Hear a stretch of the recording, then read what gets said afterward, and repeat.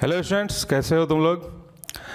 तो बहुत सारे टॉपिक्स हम लोगों ने पढ़ लिए हैं। कौन से चैप्टर के? इलेक्ट्रोस्टैट्स के। कौन कौन सा टॉपिक अभी तक तुम लोग कवर कर चुके हो? तो पहला था इलेक्ट्रिक चार्ज, दूसरा था कूलम्ब्स लॉ। कूलम्ब्स लॉ में ही हम लोगों ने स्केलर फॉर्म देखा था, फिर वेक्टर फॉर्म देखा था। उसके बाद उसके आधार पे हम लोगों ने न्यूमेरिकल्स किए थे, और साथ में ही Coulomb's law in any other medium क्या होगा वो देखा था। अब उसके बाद हम लोगों ने क्या देखा? Electric field. फिर क्या देखा कि electric field due to single charge क्या होगा, पॉइंट चार्ज क्या होगा, और फिर उसके बाद हम लोगों ने देखा कि डिस्ट्रीब्यूटेड चार्ज के कारण इलेक्ट्रिक फील्ड क्या होगा, और इन सब का हम लोगों ने न्यूमेरिकल भी देख लिया है। इसके बाद हम लोगों ने पढ़ा कि रॉड का इलेक्ट्रिक फील्ड क्या होता है, कि अगर कोई रॉड दिया है यूनिफॉर्मली चार्ज रॉड तो उसका इलेक्ट्रिक फील्ड क्या होता है, ये हमने पढ़ा। और उसके बाद हम लोगों ने पढ़ा रिंग का इलेक्ट्रिक फील्ड, और रिंग का एक छोटा पार्ट मतलब आर्क का इलेक्ट्रिक फील्ड। तो ये सब अभी तक हम लोग देख चुके हैं। फिर पिछली क्लास में क्या हुआ था? पिछली क्लास में हम लोगों ने डिस्क के कारण इलेक्ट्रिक फील्ड देखा था, और होलो हेमीस्फीयर के कारण इलेक्ट्रिक फील्ड देखा था। अब इनका इलेक्ट्रिक फील्ड तो हम लोगों ने देख लिया, किसका किसका? रिंग का, डिस्क का, रॉड का और हेमीस्फीयर का। लेकिन हम लोगों ने न्यूमेरिकल नहीं किया है अभी तक। किस पे? डिस्क पे, और स्पेशली ये आर्क का या रिंग का इलेक्ट्रिक फील्ड का न्यूमेरिकल अभी तक हम लोगों ने नहीं किया है। तो आज हम लोग न्यूमेरिकल पे फोकस करेंगे, और उसके बाद देखा जाएगा कि बाइनरी चार्ज सिस्टम का इलेक्ट्रिक फील्ड का ग्राफ अगर समय बचा तो करेंगे, नहीं तो फिर उसको अगली क्लास में करेंगे। तो तैयार हो तुम लोग? अपना कॉपी पेन लेके बैठो और पढ़ाई शुरू करो। सिर्फ वीडियो मत देखा करो, साथ में कॉपी पेन भी रखो और नोट भी करते चले हो, नहीं तो फिर ये एक बार देखने के बाद भूल जाओगे, वापस फिर देखने का मन भी नहीं करेगा। तो इसलिए कॉपी पेन लेके बैठो और नोट्स बनाते हुए चलो, और पीछे की चीज़ें रिवीजन करते हुए चलो। पीछे का रिवीजन जब तक नहीं होगा आगे चीज़ें समझ में नहीं आएंगी। जैसे आज हम लोग न्यूमेरिकल करने वाले हैं डिस्क और हेमीस्फीयर और रिंग का इलेक्ट्रिक फील्ड का। अब तुम्हें पीछे का कॉन्सेप्ट ही पता नहीं होगा तो उसका न्यूमेरिकल भी तुमसे बनने वाला है नहीं। तो इसलिए पीछे का सारा चीज़ रिविज़न करके तब अगली क्लास के लिए बैठा करो। तो चलो शुरू करते हैं, चलिए देखते हैं। तो पहला सवाल रहा ये, अरे थोड़ा छोटा दिख रहा है क्वेश्चन, ले बड़ा हो गया।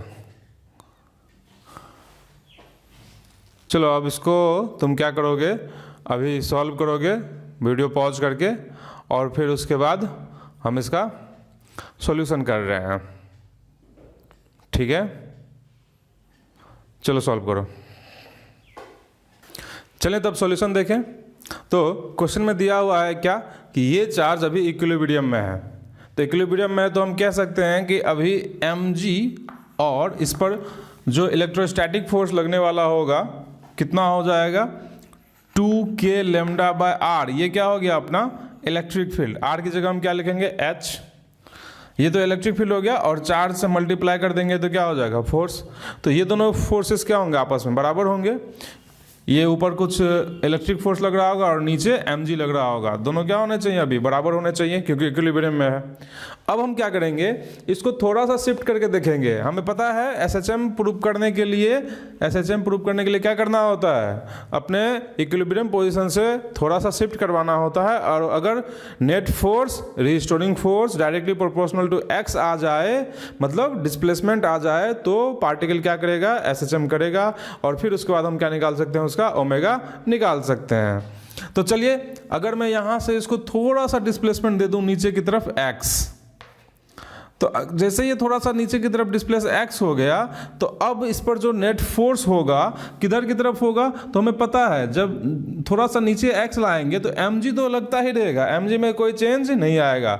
लेकिन ऊपर की तरफ जो फोर्स लग रहा था, repulsive force, electrostatic repulsive force, अब उसकी वैल्यू कितनी हो जाएगी?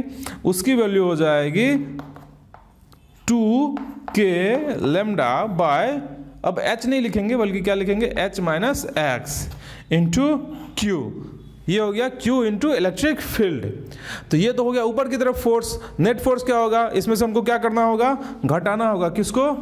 mg को। लेकिन साथ में हमें ये भी पता है कि mg की वैल्यू कितनी है, यही तो है mg की वैल्यू। तो अगर mg की वैल्यू ये है तो चलिए पुट करके देखते हैं। बताइए क्या हो जाएगा, f इजिकल्स टू ये हो जाएगा 2k लेमडा q। ये सब क्या आने वाला है, कॉमन आने वाला है। mg की जगह मैं इसको पुट करूंगा और बताइए 2k लेमडा q ये सब क्या आ जाएगा, कॉमन। और यहाँ पर क्या बचेगा, ये बचेगा 1/h माइनस x माइनस, बताइए कितना हो जाएगा, ये हो जाएगा 1/h। तो बताओ ये क्या हो जाएगा, 2k लेमडा q, और यहाँ पर एलसीएम आया जाएगा h minus x into H, और यहाँ क्या आ जाएगा h minus H plus x. बताइए h कैंसिल, और ये हो गया 2k lambda q into X is divided bye, अब देखो यहाँ पे क्या है, h के रिस्पेक्ट में ये x क्या है, बहुत ही छोटा है, तो हम यहाँ से इस x को क्या कर देंगे, नेगलेक्ट कर देंगे। और जैसे ही नेगलेक्ट किया तो ये क्या बन गया, h स्क्वायर, और ये हो गया अपना नेट फोर्स, या इसी को हम क्या कह सकते हैं, रीस्टोरिंग फोर्स। और चूंकि ये x के ऑपोजिट डायरेक्शन में है, x मतलब डिस्प्लेसमेंट कहाँ से, मीन पोजिशन से या इक्विलिब्रियम पोजिशन से, तो ये इक्विलिब्रियम पोजिशन है, इससे नीचे की तरफ है x, और फोर्स तो नेट फोर्स किधर की तरफ आया, या रीस्टोरिंग फोर्स किधर की तरफ आया, ऊपर की तरफ। तो बताओ क्या हो जाएगा, नेट फोर्स रिस्टोरिंग के ऑपोजिट है, सॉरी रिस्टोरिंग फोर्स x के ऑपोजिट है, तो हम यहाँ क्या लगा सकते हैं, माइनस लगा सकते हैं। और हमें पता है कि SHM के लिए यही तो रिक्वायर्ड कंडीशन होता है कि इक्विलिब्रियम पोजीशन से जो x डिस्प्लेसमेंट होगा, तो अगर force directly proportional to minus x आ जाए तो ये क्या हो जाता है, SHM हो जाता है। और अगर ये हमें पता चल गया कि SHM हो रहा है, तो अब हम कह सकते हैं कि इसका ओमेगा कितना होगा, पता है हमें कितना होता है, ओमेगा का वैल्यू पता है, क्या हो जाता है omega, angular frequency root under k/m। k मतलब k हो गया ये फोर्स का जो डायरेक्टली प्रोपोर्शनल कांस्टेंट है वो अपना k होगा, तो कितना हो जाएगा 2k lambda q by H square, और ये तो हो गया k की वैल्यू बाय m होता है, याद हो आपको, तो ये हो गया अपना ओमेगा। और अगर ओमेगा पता है तो टाइम पीरियड भी पता है। आप पॉज करके इसको नोट करें, तब तक हम लोग अगला सवाल लेते हैं। तो अगला सवाल रहा आपके स्क्रीन पे ये,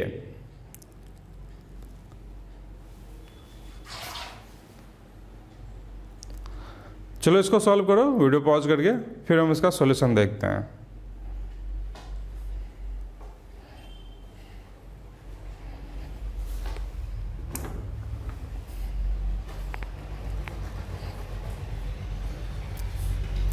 चलो बन गया, सॉल्यूशन देखते हैं, तुम लोग पॉज करके बनाते रहो। हमें बोला गया है कि एक चार्ज माइनस क्यू है जो कि किसी रिंग के सेंटर पर है, और उस पर चार्ज कितना है माइनस क्यू, और रिंग के ऊपर चार्ज कितना दिया हुआ है वो प्लस क्यू दिया हुआ है, और रेडियस हम कुछ आर ले लेते हैं, रिंग का दिया हुआ है वो।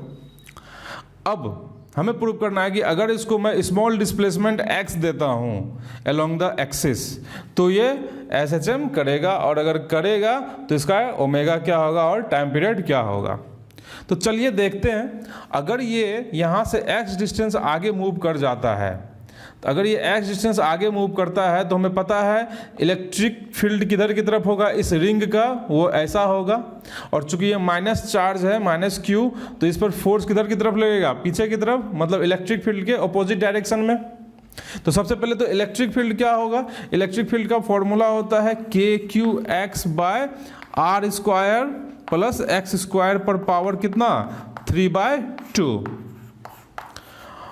और अगर मैं इस पर फोर्स की बात करूं जो कि किधर की तरफ होगा, सेंटर की तरफ, जब ये चार्ज यहाँ आएगा, चूंकि ये निगेटिव चार्ज है तो फोर्स सेंटर की तरफ होगा, तो ये फोर्स कितना हो जाएगा QE, और ये force QE, Q into E का वैल्यू ये रहा अपना KQ into X is divided by R square plus X square पर पावर 3/2।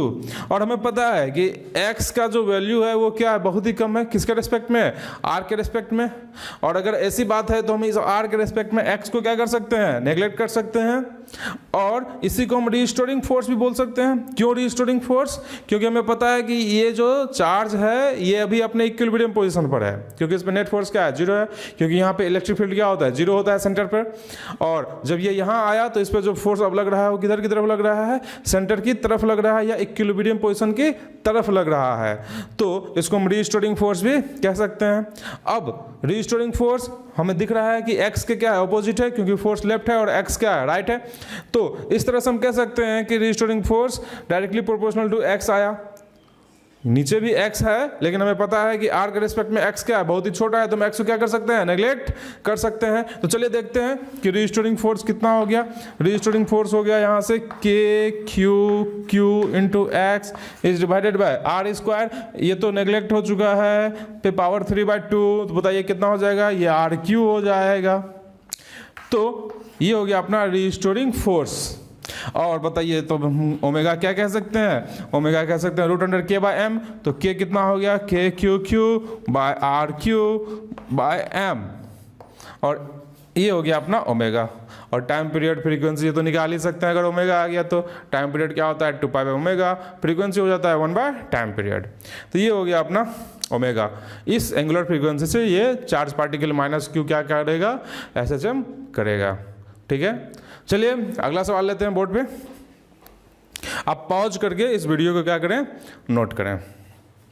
अगला सवाल कुछ ऐसा दिया हुआ है। तो ये रहा अगला क्वेश्चन। क्या दिया है, एक 4 वायर वाला हमें स्क्वायर शेप का 4 वायर का एक शेप दिया हुआ है, और सब पर इलेक्ट्रिक चार्ज डेंसिटी जो है वो कुछ इस तरह से दिया हुआ है। लीनियर चार्ज डेंसिटी होगा क्योंकि ये वायर्स हैं, तो कुछ इस तरह से दिया है। सपोज लेमडा माइनस लेमडा, ये 2 लेमडा दिया हुआ है और ये लेमडा दिया हुआ है। और हमसे बोला गया है कि इसके सेंटर पर इलेक्ट्रिक फील्ड क्या होगा, और सबका साइड कितना दिया हुआ है, वो 2a दिया हुआ है। तो चूंकि स्क्वायर है, सभी साइड क्या होंगे, बराबर होंगे, और कितना दिया हुआ है 2a। हमसे बोला गया है इलेक्ट्रिक फील्ड क्या होगा। आप वीडियो पॉज करके क्वेश्चन को नोट करें और उसको सॉल्व करें। मैं इसका सॉल्यूशन कर रहा हूं।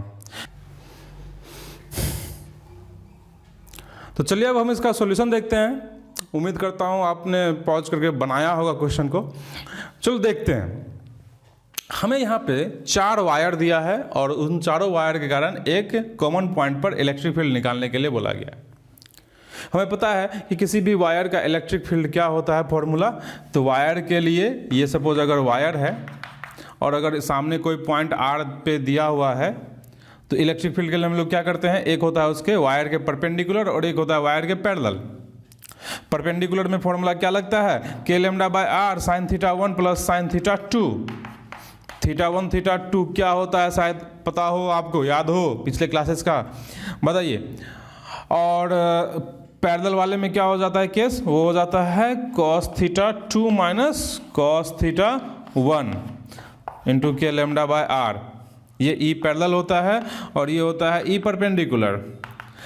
तो अगर मैं इस रॉड को देखूं, इस केस में बताइए क्या दिख रहा है हमको, हमें दिख रहा है कि ये जो एंगल हैं दोनों, ये दोनों बराबर हैं। मैं इसके पर्सपेक्टिव में बात कर रहा हूँ, क्योंकि ये स्क्वायर है, यहाँ पर ये सेंटर है, तो एंगल जो होगा इसका θ1 θ2 वो क्या होगा, बराबर होगा, जो कि कितना हो जाएगा 45 और 45। तो ये जो पैरेलल वाला कंपोनेंट है वो तो कैंसिल, वो तो आएगा ही नहीं, सिर्फ परपेंडिकुलर वाला आएगा, क्योंकि ये दोनों एंगल यहाँ पर क्या है, सेम है, तो ये दोनों कट जाएगा, बराबर 0 हो जाएगा, सिर्फ परपेंडिकुलर वाला आएगा। तो चलिए देखते हैं। इसके कारण जो यहाँ पर इलेक्ट्रिक फील्ड होगा वो मान लेते हैं नीचे की तरफ होगा, और वो कुछ E1 होगा। इसके कारण इलेक्ट्रिक फील्ड किधर होगा, वो कुछ ऊपर होगा इस तरह से, और मान लेते हैं उसको E2। अब बताइए मुझे, इसके लिए भी जैसा ये वायर है वैसा ही ये भी वायर है, और एंगल्स यहाँ पे भी बिल्कुल उसी तरह से 45 बन रहा होगा। अगर मैं इस वायर की बात करूँ, इसका इलेक्ट्रिक फील्ड किधर होगा, वो कुछ इधर की तरफ होगा, और एंगल ये और ये होगा। इस वायर का इलेक्ट्रिक फील्ड, चूंकि ये नेगेटिव चार्ज है, इसका इलेक्ट्रिक फील्ड किधर होगा, वायर की तरफ ही होगा। और फिर से ये एंगल कितने होंगे, 45 और 45। तो चलिए मैं इसके इलेक्ट्रिक फील्ड को बोल देता हूँ E3 और इसके इलेक्ट्रिक फील्ड को बोल देता हूँ E4। और अब हमको क्या करना है, नेट इलेक्ट्रिक फील्ड निकालना है। तो E1 अपना कितना हो जाएगा, चले देखते हैं। E1 हो गया K λ/A क्योंकि यहाँ से यहाँ तक का डिस्टेंस कितना हो जाएगा, आर मतलब कितना है, ए है, और साइन 45 प्लस साइन 45 कितना हो जाएगा, 1/√2 प्लस 1/√2 कितना हो गया, 2/√2। 2/√2 को क्या लिख सकते हैं, √2 भी लिख सकते हैं। E2 की अगर हम बात करें तो E2 ऊपर की तरफ होगा, और यहाँ पर कितना है, लेमडा। अच्छा, इसमें कितना है, 2 लेमडा है, तो इसको मैं क्या लिख दूंगा, K × 2 लेमडा E1 के लिए, और यहाँ पर तो लेमडा ही है, तो बताइए E2 क्या हो जाएगा, K λ/a, फिर से साइन 45 प्लस साइन 45, तो बोले कितना हो जाएगा, √2। अच्छा, E1 और E2 जो है वो डायरेक्शन क्या है, ऑपोजिट है, तो हम डायरेक्टली क्या कर सकते हैं, E1 में से E2 को घटा सकते हैं, तो नेट इलेक्ट्रिक फील्ड किधर की तरफ आ जाएगा, नीचे की तरफ आ जाएगा, और कितना आ जाएगा, कितना आ जाएगा बताइए, E1 माइनस E2 आ जाएगा। तो नीचे की तरफ जो नेट इलेक्ट्रिक फील्ड आ गया वो हो जाएगा E1 माइनस E2, और इसकी वैल्यू हम क्या लिख सकते हैं, हम लिख सकते हैं इसमें से इसको घटाएंगे तो बोले क्या हो जाएगा, ये हो जाएगा K λ/2/a। अब बताइए राइट डायरेक्शन में जो इलेक्ट्रिक फील्ड आया, इसका इलेक्ट्रिक फील्ड और इसका इलेक्ट्रिक फील्ड, अगर आप ध्यान से देखें तो दोनों का इलेक्ट्रिक फील्ड क्या आएगा, सेम आएगा। तो क्यों ना मैं एक का इलेक्ट्रिक फील्ड निकाल दूं और 2 से मल्टीप्लाई कर दूं, वही आ जाएगा राइट डायरेक्शन में इलेक्ट्रिक फील्ड। तो बताइए क्या हो जाएगा, राइट डायरेक्शन के अगर हम इलेक्ट्रिक फील्ड की बात करें तो ये हो जाएगा E3 प्लस E4, और बताइए ये कितना हो जाएगा, डायग्राम से पता चल रहा है आपको, या ये वैल्यू देख के भी आप बता सकते हैं। बताइए E3 की बात करें या E4 की, या 2E3 की बात कर लेते हैं, क्योंकि E3 और E4 क्या है, बराबर है। तो 2 और E3 बताइए क्या हो जाएगा, ये हो जाएगा K λ/a sign 45 plus sign 45, बोलिए कितना हो जाएगा, √2। तो इस तरह से हम कह सकते हैं कि राइट डायरेक्शन का भी इलेक्ट्रिक फील्ड आ गया। ये अभी हम इतना लेंथी में कर रहे हैं क्योंकि मुझे समझाना है, आगे से देखेंगे कि ये बहुत इजीली बन जाएगा। तो चलिए देखते हैं। तो E3 प्लस E4 की वैल्यू ये हो गई, और नीचे की तरफ का इलेक्ट्रिक फील्ड ये हो गया। तो नेट इलेक्ट्रिक फील्ड की अगर हमें बात करनी हो तो हम क्या करेंगे, √अंडर इसका स्क्वायर प्लस इसका स्क्वायर। अच्छा बताइए कॉमन क्या है, K λ/a तो कॉमन है, √2 भी कॉमन है, तो यहाँ पे बाहर क्या आ जाएगा, K λ/a इंटू √2, ये तो कॉमन आ जाएगा, और K λ/a इंटू √2 कॉमन आ गया, तो अंदर बचा क्या, ये इधर 2 का स्क्वायर, और यहाँ पर कितना बचा 1 का, तो ये हो जाएगा 1 स्क्वायर प्लस 2 स्क्वायर, तो ये हो गया 4 × 1 5, और वो है 2, तो ये कितना हो जाएगा, √10 K λ/a। ये नेट इलेक्ट्रिक फील्ड हुआ इस जगह पर, कुछ इस डायरेक्शन में होगा। समझ में आ रहा है, उम्मीद करता हूँ चीज़ें समझ में आ गई होंगी। तो ये रहा अपना नेट इलेक्ट्रिक फील्ड इस ज्योमेट्रिकल सेंटर पे, इस स्क्वायर के ज्योमेट्रिकल सेंटर पे इतना इलेक्ट्रिक फील्ड रहा। बहुत ही इजी है, अभी लेंदी इसलिए लग रहा है क्योंकि मैंने पूरा एक्सप्लेन किया। अभी अगला क्वेश्चन लेंगे, देखेंगे बहुत ही इजीली बन जाएगा। समझ में आ रही है बात, चलिए देखते हैं।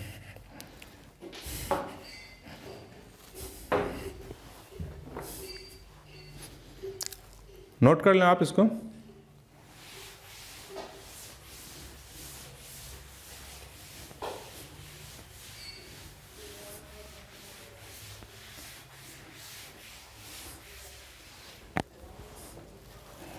चलिए अगला सवाल लेते हैं, अगला क्वेश्चन।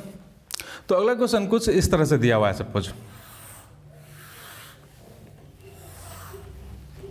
मान लेते हैं कि ये 3 लेमडा, ये -2 लेमडा दिया हुआ है, ये 5 लेमडा दिया हुआ है, और ये 2 लेमडा दिया हुआ है, और हमसे ज्योमेट्रिकल सेंटर पर इलेक्ट्रिक फील्ड बोला गया है निकालने के लिए कि क्या होगा। सबका साइड कुछ इस तरह से दिया हुआ है स्क्वायर का। बताइए क्या हो जाएगा। आप वीडियो पॉज करके नोट करें और क्वेश्चन को सॉल्व करें। मैं सॉल्यूशन कर रहा हूँ तुरंत में। तो चलिए देखते हैं। अच्छा, अब जैसे पहले मैंने एक्सप्लेन किया उतना एक्सप्लेन करने की ज़रूरत नहीं है। चलिए समझते हैं कैसे, क्यों। अच्छा बताओ, ये 5 लेमडा है और इसका इलेक्ट्रिक फील्ड किधर की तरफ होगा, कुछ इधर की तरफ होगा। और ये 2 लेमडा है तो इसका इलेक्ट्रिक फील्ड किधर की तरफ होगा, कुछ इधर की तरफ होगा। और हमें पता है कि नेट क्या आने वाला है, ये ज़्यादा होगा ये कम होगा, तो मैं पहले ही कर लेता हूँ ना। ये 5 लेमडा ये 2 लेमडा एक दूसरे को क्या कर रहे हैं, अपोज कर रहे हैं। तो अपोज कर रहे हैं तो क्यों ना मैं इसको हटा के यहाँ पर क्या लिख लूँ, यहाँ लिख लूँ 3 लेमडा, और इसका इलेक्ट्रिक फील्ड यहाँ निकाल देते हैं। बस काम खत्म है, लेफ्ट डायरेक्शन में आ जाएगा इलेक्ट्रिक फील्ड। अब मैं इन दोनों की बात कर लेता हूँ। ये 3 लेमडा है, इसका इलेक्ट्रिक फील्ड ऊपर आएगा, और -2 लेमडा का भी इलेक्ट्रिक फील्ड किधर आएगा, ऊपर ही आएगा। तो क्यों ना एक काम किया जाए, मैं इस -2 लेमडा को हटा के यहीं पर लिख लेता हूँ +2 लेमडा। मतलब यहाँ पे हो जाएगा 5 लेमडा, बस हो गया। तो अब इसका इलेक्ट्रिक फील्ड यहाँ निकाल लेते हैं और इसका इलेक्ट्रिक फील्ड यहाँ निकाल लेते हैं। नेट इलेक्ट्रिक फील्ड कुछ इस डायरेक्शन में आ जाएगा जो कि ई नेट होगा। चलिए सॉल्व कर लेते हैं। तो बताइए इसका इलेक्ट्रिक फील्ड यहाँ पर कितना हो जाएगा। तो अभी अभी हमने देखा था, क्या देखा था, के lambda by A sine theta 1 plus sine theta 2 मतलब 45 प्लस 45 साइन 45 प्लस साइन 45 कितना हो जाता है, √2 हो जाता है। और लेमडा का कितना दिया हुआ है वैल्यू, 3 लेमडा दिया हुआ है, तो 3 लेमडा। तो ये हो गया अपना कौन सा वैल्यू, ये हम E1 मान लेते हैं और इसको E2 मान लेते हैं। तो ये हो गया E1। अगर हम E2 की बात करें तो बताइए कितना हो जाएगा, वो ऊपर की तरफ होगा। और बताइए कितना हो जाएगा, के लेमडा, और हमको कितने से मल्टीप्लाई करना होगा, 5 से, क्योंकि 5 लेमडा है। और फिर यहाँ पे कितना हो जाएगा, √2 साइन 45 प्लस साइन 45 बाय ए। और बताइए नेट इलेक्ट्रिक फील्ड क्या हो जाएगा, ई नेट हो जाएगा √अंडर इसका स्क्वायर प्लस इसका स्क्वायर, 90 पे है ना दोनों आपस में। तो बताइए तो कॉमन क्या क्या है, के लेमडा बाय ए √2, ये सब क्या है कॉमन है। रूट के अंदर क्या हो जाएगा बताइए, रूट के अंदर हो जाएगा 5 स्क्वायर प्लस 3 स्क्वायर, तो कितना हो गया 25 और 9 कितना हो गया 34। तो ये हो गया √34 और बाकी क्या हो जाएगा, के लेमडा √2 बाय ए, सब तो क्या रहेगा बाहर रहेगा, के लेमडा √2 बाय ए। आप चाहें तो कुछ और भी कर सकते हैं। ये कितना होता है 17 दूनी 34 होता है, तो 2 और वो भी √2 है, तो क्या हो जाएगा बाहर आ जाएगा 2। तो बताइए कितना हो जाएगा 2√17 के लेमडा बाय ए। तो इस तरह से हम इस तरह के सवाल को क्या कर सकते हैं, सॉल्व कर सकते हैं। आप वीडियो पॉज करें और इस सवाल को और सॉल्यूशन को क्या करें, नोट करें। मैं अगला सवाल ले रहा हूं।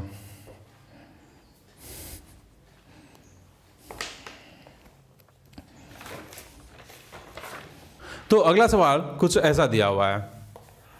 क्वेश्चन है कि एक रिंग है और उसके ऊपर कुछ चार्ज कैपिटल Q दिया हुआ है, प्लस में है ये, और हमसे बोला गया है कि हम चाहते हैं कि R डिस्टेंस पर सेंटर से R मतलब इसके रेडियस के डिस्टेंस पर, जितना इसका रेडियस होता है, इस R डिस्टेंस पर हम चाहते हैं कि इलेक्ट्रिक फील्ड क्या हो जाए, 0 हो जाए।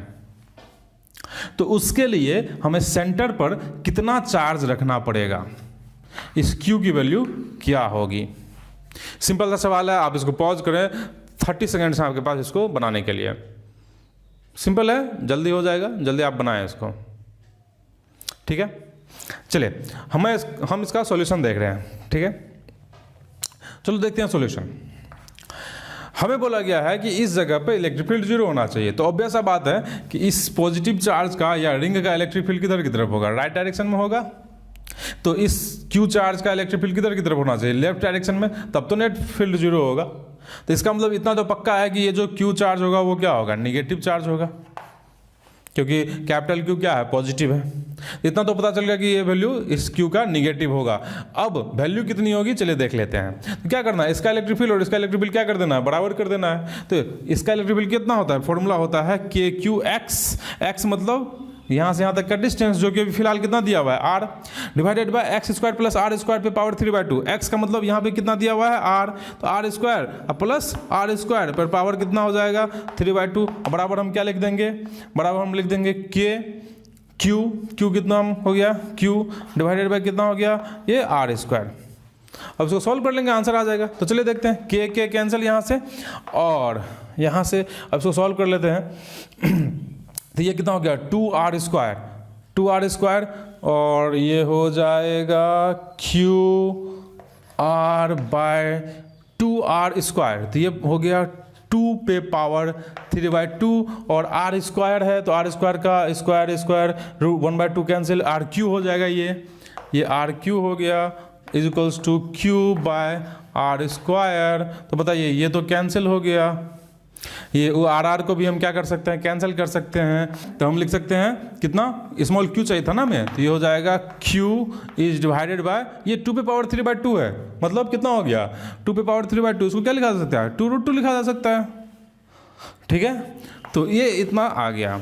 अगर मैग्नीट्यूड वाइज बात करें तब ये होगा, हाँ, लेकिन अगर हम साइन वाइज बात करें, साइन क्या होगा, तो यहाँ पे हमको क्या लगा देना चाहिए, एक माइनस लगा देना चाहिए, क्योंकि इसका जो चार्ज का साइन होगा वो क्या होगा, निगेटिव होगा। तो ये इतनी वैल्यू आ गई किसकी, स्मॉल q चार्ज की। सिंपल सवाल था, ऐसे ही मैंने प्रैक्टिस के लिए दे दिया था। चलिए अगला सवाल देखते हैं, आप इसको जल्दी से नोट कर लें। तो अगला सवाल कुछ इस तरह से दिया हुआ है। अगला सवाल ऐसा है कि ये electric field, uniform electric field दिया हुआ है किसी रीजन में, और इस यूनिफॉर्म इलेक्ट्रिक फील्ड में एक रॉड है, नॉन कंडक्टिंग रॉड है, जिसके ऊपर की चार्ज दिया हुआ है। चार्ज कैसे है, तो यहाँ पर पॉजिटिव चार्ज दिया हुआ है और इधर निगेटिव चार्ज दिया हुआ है। इसको डेंसिटी, चार्ज डेंसिटी लेमडा और ये माइनस लेमडा, और इसकी लेंथ L/2 और इसकी लेंथ L/2। टोटल मास जो रॉड का दिया हुआ है वो कितना दिया हुआ है, कुछ m दिया हुआ है। अब हमसे बोला गया है कि अगर मैं इस रॉड को थोड़ा सा एंगल चेंज करता हूँ, स्मॉल एंगल थीटा से, तो प्रूव कीजिए कि ये SHM होगा, और अगर SHM होगा तो उसका ओमेगा क्या होगा और टाइम पीरियड क्या होगा। तो आप वीडियो पॉज करके इस क्वेश्चन को सॉल्व करने की कोशिश करें, मैं इसका सॉल्यूशन कर रहा हूं। तो चलिए देखते हैं, मैं फिर से डायग्राम बना लेता हूं। ये रॉड को उठा के यहां पे हम ले आते हैं और थोड़ा टेढ़ा करके ऐसा बना लेते हैं। अगर मैं इस एंगल को कुछ थीटा मानता हूं तो चलिए देखते हैं कि क्या होने वाला है। हमें इस पर जो है, हमें इस पर क्या देखना पड़ेगा, नेट टॉर्क देखना पड़ेगा। क्यों टॉर्क, क्योंकि यहाँ पर ये जो SHM करेगा, कौन सा SHM, रोटेशनल SHM होगा, एंगुलर SHM हम कह सकते हैं। ये लीनियर SHM नहीं करने वाला, क्योंकि इस पर नेट फोर्स क्या है, जीरो है, क्योंकि जितना चार्ज यहाँ है उतना ही चार्ज यहाँ है। तो फोर्स का वैल्यू कितना होता है, QE। तो QE इस पे जितना राइट होगा उतना ही QE इस पे उतना लेफ्ट होगा। नेट फोर्स तो क्या आने वाला है, जीरो आने वाला है इस पर। तो ये लीनियर SHM तो करने वाला है नहीं, एंगुलर SHM करेगा। चलिए जब समझते हैं कैसे। अगर मैंने इसको एंगल थीटा पे रोटेट कर दिया है तो बताइए अब इस पर हमको नेट टॉर्क देखना है। तो टॉर्क देखने के लिए क्या करना होगा, तो अगर मैं यहाँ पर एक छोटा सा एलिमेंट काटता हूँ चार्ज का, तो उसकी जो चार्ज होगी वो कितनी होगी, लेमडा इंटू dx। लेंथ उसका हमने dx ले लिया है। इस पर जो फोर्स होगा वो किधर की तरफ होगा, राइट डायरेक्शन में, क्योंकि पॉजिटिव चार्ज पे इलेक्ट्रिक फोर्स इलेक्ट्रिक फील्ड के डायरेक्शन में लगता है। तो इस पर जो फोर्स हो गया वो कितना हो जाएगा, lambda into dx into electric field E। Electric field दिया हुआ है। और बताइए ये तो फोर्स है, अब इसका जो यहाँ पर टॉर्क होगा इस चार्ज के कारण, वो टॉर्क कितना होगा। तो टॉर्क, चलिए मैं इस पार्ट में लगने वाले फोर्स के कारण जो टॉर्क है उसको τ1 ले लेता हूँ। तो τ1 की वैल्यू हमें चाहिए, तो उसके लिए हमें क्या करना पड़ेगा, इस छोटे से एलिमेंट का टॉर्क लिख के उसको इंटीग्रेट करना पड़ेगा। तो उस छोटे से एलिमेंट का टॉर्क कितना हो जाएगा, तो छोटे से एलिमेंट का टॉर्क, फोर्स बताइए कितना हो गया, लेमडा dx इंटू E। ये तो फोर्स हुआ। अब हमें क्या करना होता है, force into perpendicular distance. Perpendicular distance बताइए कितना हो जाएगा, डिस्टेंस तो वैसे ये है जो कि मैं कितना ले रहा हूं फिलहाल, x। डिस्टेंस तो ये x है, लेकिन हमें x का वो कंपोनेंट चाहिए जो कि क्या हो, फोर्स के परपेंडिकुलर। तो ये कितना हो जाएगा, ये डिस्टेंस कितना हो जाएगा, x साइन थीटा। तो मैं यहाँ क्या लिख दूं, x साइन थीटा लिख देता हूं, और इसका हम क्या कर देंगे, इंटीग्रेशन कर देंगे। तो बताइए कितना हो जाएगा, lambda into E into sine theta तो कांस्टेंट है फिलहाल, यहाँ से यहाँ तक के लिए क्या होगा, साइन थीटा सब कांस्टेंट होगा। और बताइए ये क्या हो जाएगा, dx इंटू एक्स, एक्स का इंटीग्रेशन कहाँ से कहाँ तक हो जाएगा बताइए, 0 से लेकर L/2 तक, 0 से लेकर L/2 तक। तो बताओ ये कितना हो जाएगा, lambda E into sine theta, 0 से लेकर L/2 तक इंटीग्रेशन किसका, x का। तो बताइए क्या होगा, x²/2, x²/2। तो 2 को तो हम यही छोड़ देते हैं, और x² मतलब कितना हो जाएगा, L/2 का स्क्वायर, तो कितना हो जाएगा, L²/4। तो ये हो गया lambda E into L²/8 into sine theta. अब ये तो टॉर्क हुआ इसके कारण, आधा वायर के कारण। अब आधा वायर का भी कुछ इसी तरह से होगा, क्या करेंगे, एक्स डिस्टेंस पे जाके dx थिकनेस का एलिमेंट काटेंगे और बताइए इस पर जो फोर्स लग रहा होगा वो किधर लग रहा होगा, लेफ्ट की तरफ, कितना, lambda into D X into E, और ये डिस्टेंस कितना हो जाएगा, परपेंडिकुलर डिस्टेंस उतना ही होगा, एक्स साइन थीटा। फिर से इंटीग्रेट करेंगे, इतना ही आएगा, और दोनों का टॉर्क का डायरेक्शन क्या आ रहा है, सेम आ रहा है, तो हम क्या कर सकते हैं, दोनों को जोड़ सकते हैं। तो बताइए नेट टॉर्क क्या हो जाएगा, नेट टॉर्क हो जाएगा 2 इंटू टॉ 1, क्योंकि दोनों टॉर्क का डायरेक्शन क्या है, सेम सेम है, तो नेट टॉर्क हो जाएगा टॉ इक्वल्स टू 2 इंटू टॉ 1। तो बताइए कितना होगा, 2 टॉ 1 की ये वैल्यू हो गई lambda E L square sine theta by 8, 2 से ये कट के 4 हो गया, बताइए कितना हो गया, लेमडा ई एल स्क्वायर। अच्छा बताइए, मैंने कहा था कि थीटा क्या होना चाहिए, स्मॉल होना चाहिए, एसएचएम तभी तो होता है, बड़े एंगल के लिए तो होता ही नहीं है।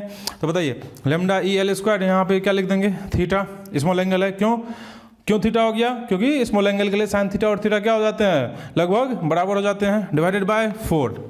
तो ये हो गया अपना टॉर्क, और अगर torque directly proportional to theta हो जाए तो क्या हो जाता है, वो एसएचएम हो जाता है। तो बताइए ओमेगा हम क्या लिख सकते हैं, root under constant by moment of inertia. Constant कितना हो गया, ये हो गया lambda E L square by 4, और मोमेंट ऑफ इनर्शिया क्या कितना हो जाएगा, वो रॉड है, और रॉड का सेंटर के अबाउट क्या हो जाता है, moment of inertia M L square by 12, याद हो अगर, तो बताइए कितना हो जाएगा, M L square by 12, L square यहाँ से कैंसिल, 4 से ये कैंसिल हो जाएगा, बताइए कितना हो जाएगा, ये lambda E into 3 by M, 3 lambda E by M. इस तरह से आप इस तरह के सवाल को क्या कर सकते हैं, सॉल्व कर सकते हैं। तो चलिए सवालों में अब इतना ही, सवाल आज इतना ही करना है। अब हम लोग देखेंगे कि बाइनरी चार्ज के कारण इलेक्ट्रिक फील्ड क्या होता है। उम्मीद करता हूँ चीज़ें आपको समझ में आई होंगी। तो अगले क्लास में हम लोग देखेंगे कि बाइनरी चार्ज का इलेक्ट्रिक फील्ड कितना होता है।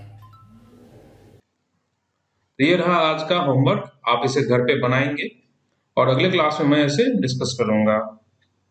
And this is our channel, Fans of Physics.